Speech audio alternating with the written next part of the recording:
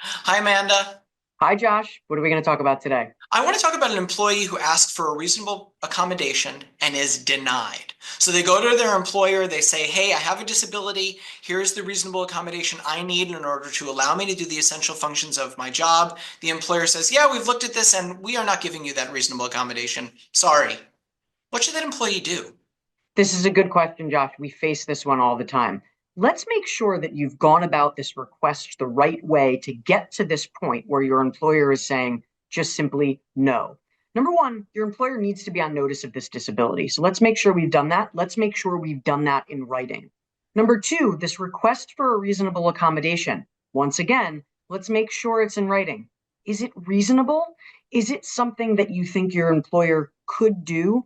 Is it limited in time? In other words, this is not a reasonable accommodation that is from now for the next 5 years. Maybe it's now for the next 6 months or the next 3 weeks or the next 9 months. Let's keep it as close as we possibly can temporally from the request. Remember, we can always renew these reasonable accommodation requests, but we don't want it to be so far out that your employer can automatically say, well, hey, we can't possibly today commit to keeping this reasonable accommodation in place for several years. So make sure that we're really paying attention to that word reasonable in our request.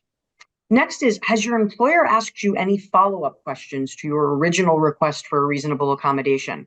Maybe they need further medical support. Maybe they want to ask you whether or not we can tweak the reasonable accommodation in some way to meet the needs of the organization. Of course, you'll want to be responsive to any questions that they ask you in follow-up.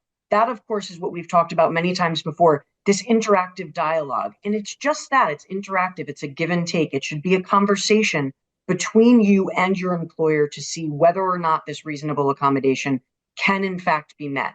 If you've done all of that and your employer is simply saying, no, we can't do this, and not providing you with a reason why, not allowing you to come back to them with further information that they then consider, and simply saying, sorry, that can't be done.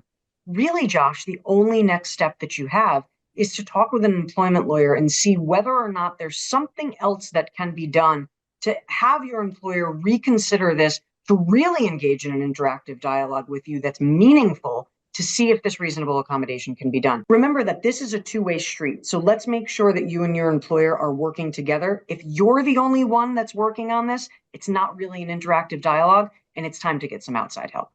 Great information, Amanda, and great advice. Thank you so much. Thank you all for watching, and we'll see you next time.